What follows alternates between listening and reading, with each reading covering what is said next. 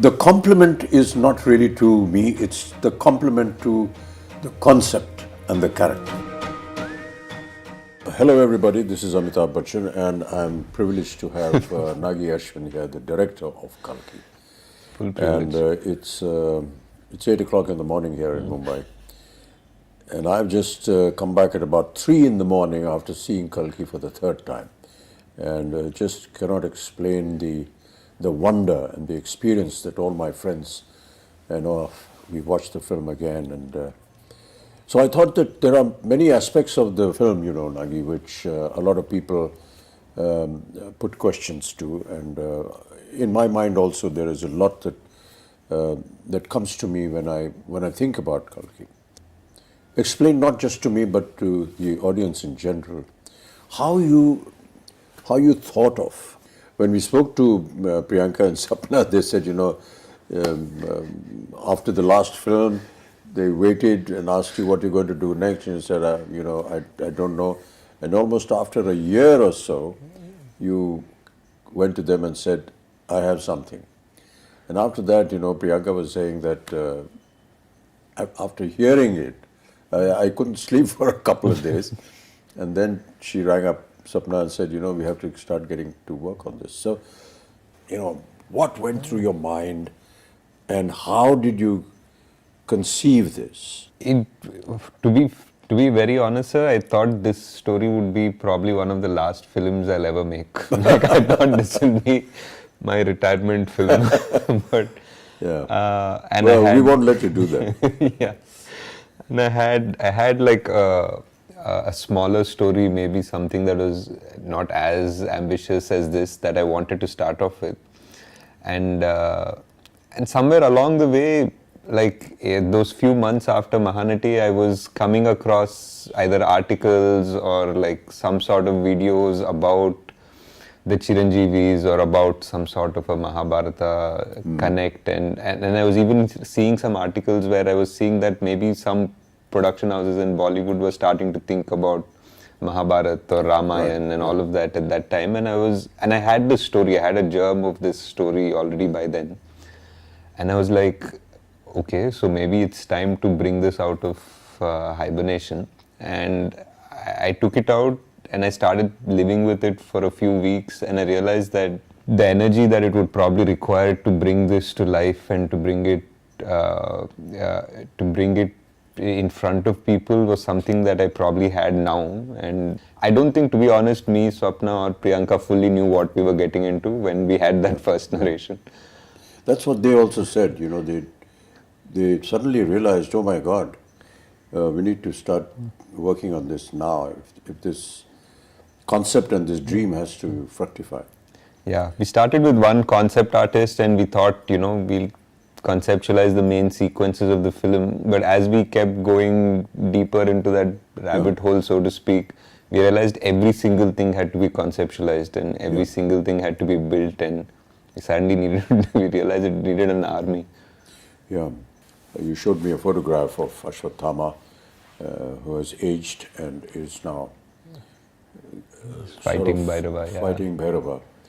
And for someone to have had that kind of a visual in mind, and then to be told about the title, Kalki, and 2898 AD, and I couldn't understand that. So maybe you could explain for the benefit of the audience.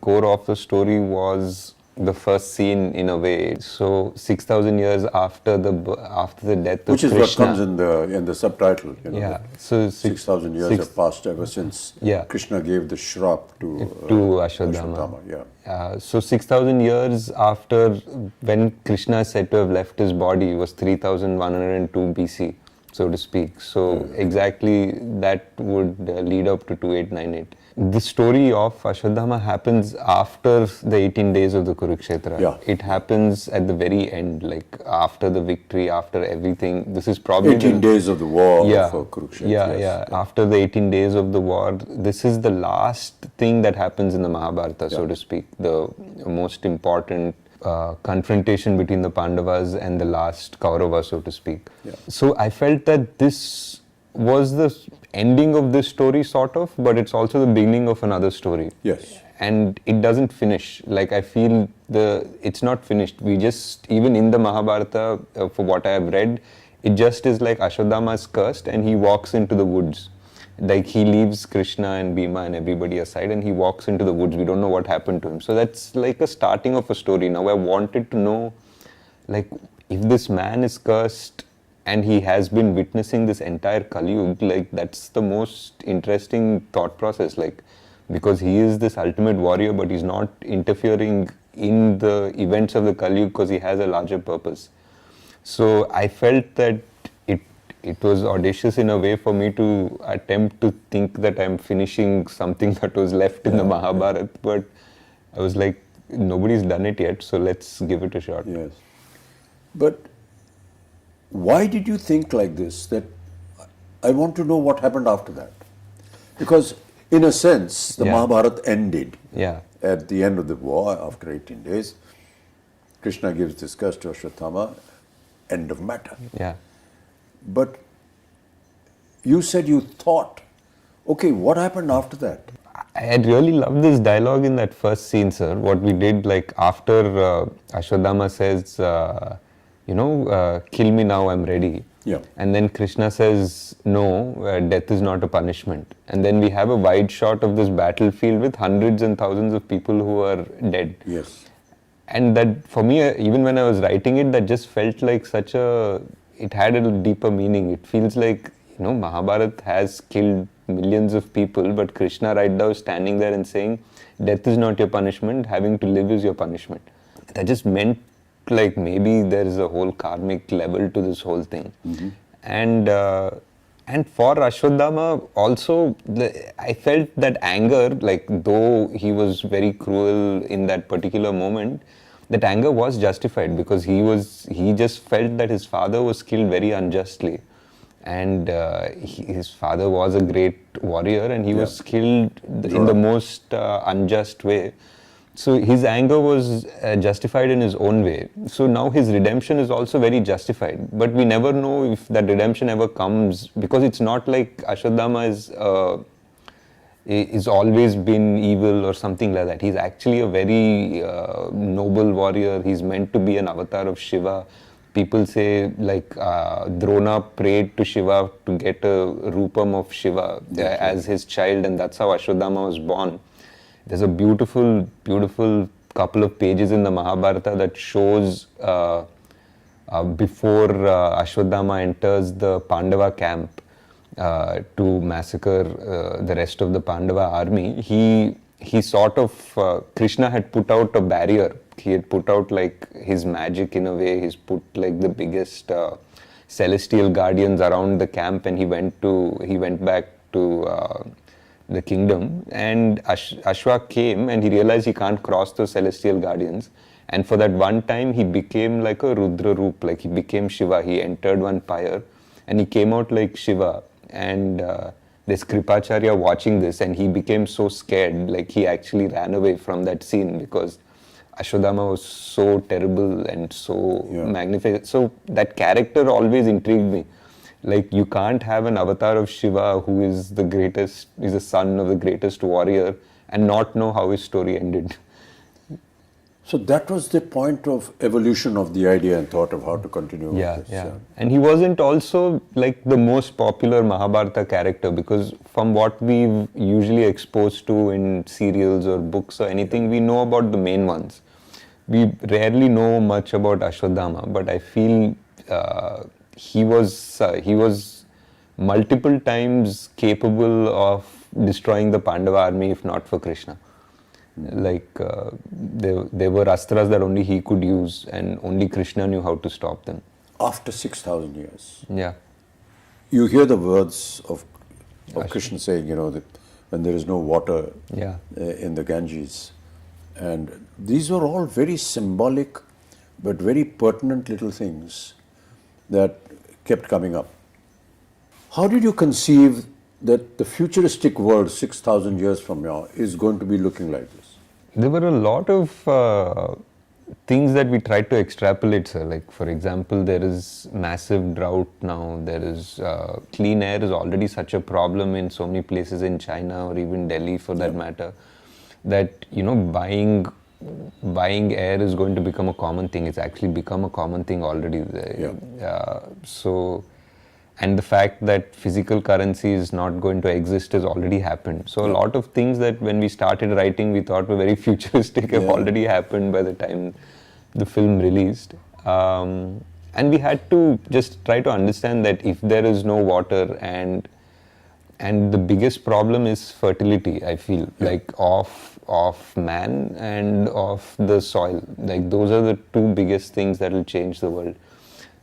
If human beings suddenly become infertile to a certain level, we just have barely 100 years before we go extinct, in a way. And if the soil stops being kind to us and it becomes dead in a way, then how much synthetic food are you going to develop, and how will that society be that lives only on synthetic food? So those are the two big things we tried to explore, though we didn't have time to really get into the details of it, but that was the thought process. During the portion when they were designing all this, were there any questions that ever arose in your mind? Multiple, sir. There were, because like almost everything,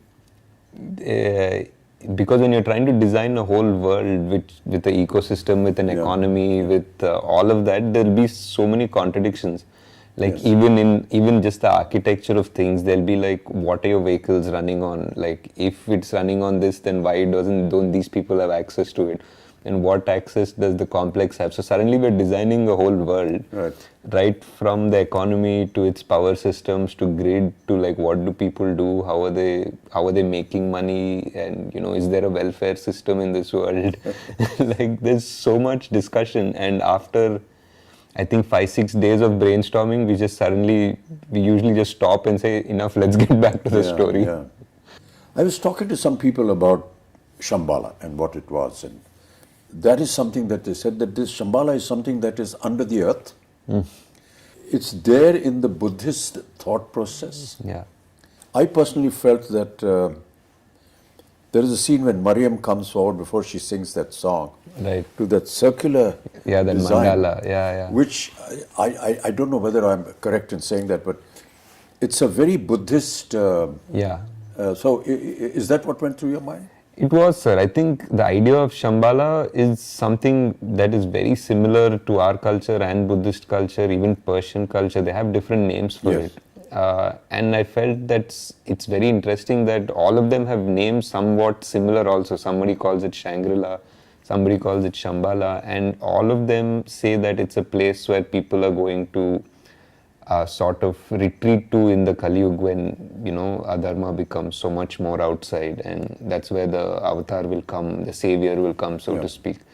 So I felt it's very interesting that so many cultures have the same idea. And the idea of the symbols in Shambala was like a mix between the chakras that we have, the Sri Chakra and all of that, combined with the mandalas that Tibetans have, which are so similar. So that was that. We just wanted to find, I think in the production design discussions that we were having, we were always trying to see like how culture would be amalgamated in 6,000 years. It wouldn't be like sharp lines between cultures and traditions. Things would probably get merged a bit. But it's, it amazes me how one person's brain could have designed and thought of all these things. I couldn't have, sir. There was a production designer, Nitin Zihani. We had multiple meetings. We have a concept design team which is really good. They're from Jaipur, fully Indian, like Immortal Collective. We had an in-house storyboard artist, Venu. I mean, for a movie like this, I would say that we probably required a bigger team, but the team that we had was fully on board, and everyone was constantly ideating. I mean, I definitely had to okay the final aesthetic, and I would guide them and direct them the way it had to go. But if not for the concept designers and Nitin's brain also, this wouldn't have come out the way it has. Kamal that day when we had a general, Yeah, when we were talking to the rest of the guys, he said something very nice. Yeah. He said, a lot of the filmmakers come to me and they describe the story, and they give me very efficiently made Concept storyboards. Yeah. But the point is that his opinion was that how does this storyboard actually get into practice, and what is the reality of it? It's all right to make some drawings and come, but he said that when I saw this and when I heard Nagi, I thought, gosh, it's going to be another one of those storyboard things. But then Nagi showed me some visuals which he had shot, and I believed. Yeah. And just went ahead with it. What was the idea of the complex? The idea of the complex was, it was like everything is there. It's beautiful. It feels like heaven. There's water. It feels like, animals are frolicking happily, and it's clean air and all of that. But there's something that feels unnatural about it as well. There's something that doesn't feel real, and it doesn't feel it belongs there. So it was that aspiration of man. I feel that when you go to the complex in the film, there is this idea that you need 1 million units to enter the complex. Yeah. In this world. That idea was like a creative idea of yours. Yeah, it was a creative idea. It was something to give a goal to Prabhas's character, and everybody in that world they basically were working around that goal. They wanted to make 1 million units to get into the complex. But my idea was that you can't make 1 million units by being straightforward. The complex wants you to backstab each other. The complex wants you to fight amongst each other to make that 1 million units, and they're just going to be at peace because these people are never going to unite. That is what is happening in Kalki, Yeah. This whole backstabbing and everything. Everyone wants to grab and go on to the top. Correct. That famous story about all of us. We're all like cockroaches, and everyone wants to go, Go up, and reach the top of the lid of the bottle where they're in. So you are catering to an audience, and there are many portions which I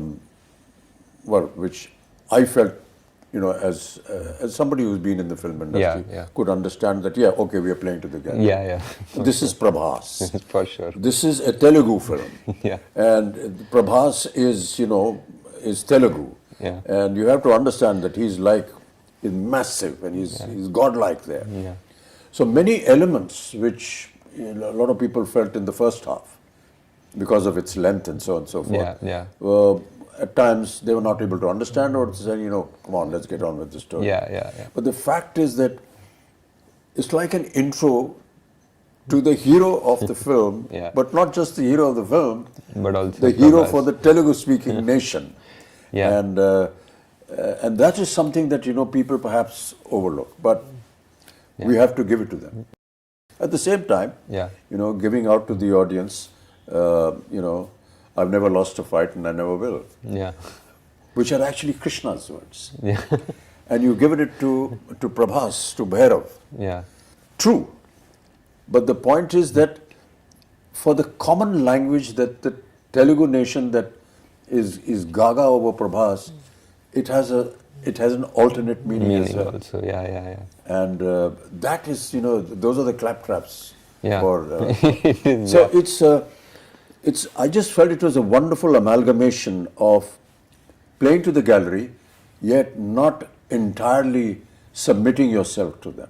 Yeah. It was a tricky line, sir, for Yes, sure. Yeah, that's a very thin line. Yeah. I mean, I would love to go and sit in a theatre in Hyderabad and sit with this Telugu-speaking audience when they're seeing this, because they must be going wild when they see Prabhas saying this, and all the comic interludes that he has, and they had wonderful little snippets, that she comes out with, which are valid for the film, yet extremely valid for the common man. I mean, how did you think of that?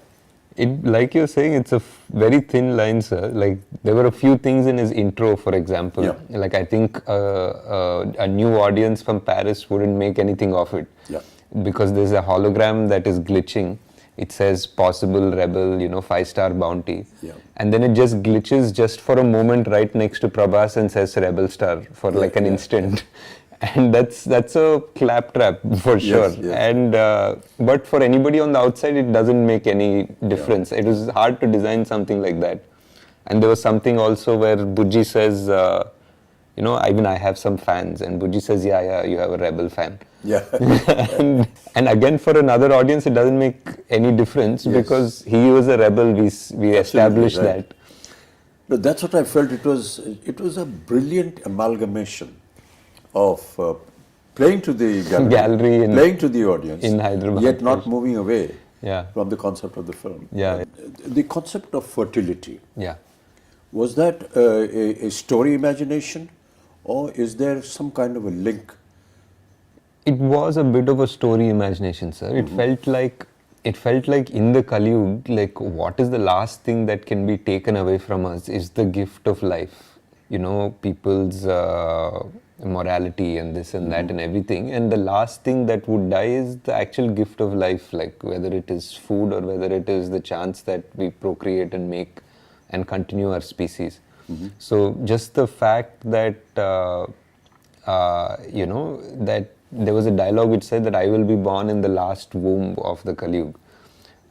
So that was there in one of the earlier drafts, and it felt like that was the most dramatic way to introduce our savior. Yeah. And a lot of questions being asked is, how do you manage to perform when you don't have the props around you? Yeah. We really tried in this film to build as much as we could, sir. Like whether it was the off sector where there was desert and the truck and everything, or Shambala, the bridge. We tried our best to give as much, but yeah, there were definitely sequences where it was just a blue screen. And Yeah. We all know that, Indian cinema works on poetic justice. yeah. And I keep quoting this from my father, who used to watch a film during his last days every evening, and I was to ask him, what is there in watching a film? He used to say that, I get to see poetic justice in 3 hours. So during the length of the film, at the end of the film, there's poetic justice. To bring that kind of poetic justice Yeah. in Kalki, in the Mahabharata, is it going to be factual? Is it not? I mean, this we will discover in part 2. But did it ever cross your mind that, there has to be this aspect of poetic justice in the film? Definitely, sir. I think so. I think Ashwatthama's character itself is that idea of poetic justice. The way his character starts and the way it needs to finish. Yes. Yeah. There are many little things which, which were done and shown in the film. Yeah. But its essence was actually realized by the audience. Yeah. It's like Sumati's Agni Pariksha in a sense. Yeah. Which was so beautifully done. Yeah. And we talk about Agni Pariksha, but we never visualized that it could be like this. Yeah. And you have the carrier of the next avatar go through this Agni Pariksha, which you show Sumati walking through this, ball of fire, and nothing happens to her. Yeah. Whereas when the fighters go through it, it doesn't burn up. Yeah. So, what was the thinking behind that? That is definitely one of my favorite sequences in the film, because it also parallelly brings in all the 3 characters. Like it brings in It's a kind of a chastising of Sumati in a sense. Yeah, in a way. And Ashwa realizes at the same time, Bhairava at the same time. And for me personally, it was the reference of the Krishna and Vasudeva walking through the river in the Dwapar Yuga, like as the river parts for them. It felt like in the Dwapar Yuga, the water element parted for God to give him safe passage. And for me here, it felt that the fire element parted for God to give him safe passage. Yeah. So that was my thought process. Yeah.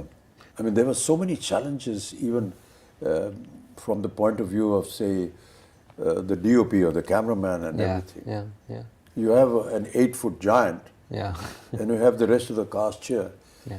And there were so many times when we took hours, because how do you light up a place where you're going to see both the characters together. Correct. So my lighting is going to be different. Yeah. And my whole atmosphere is going to be different.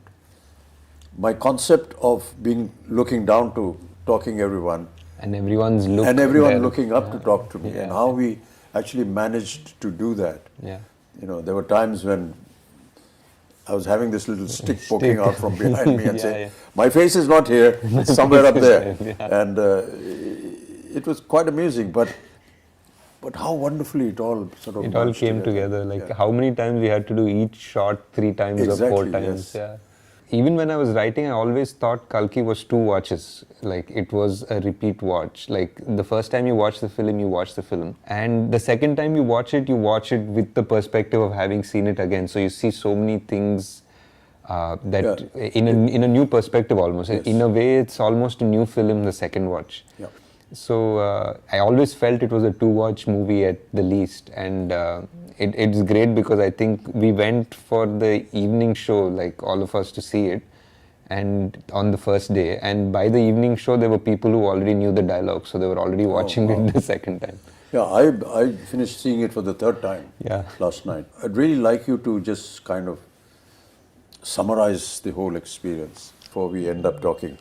Yeah. Because we could just carry on, For a long time, yes, sir. I think for me, it was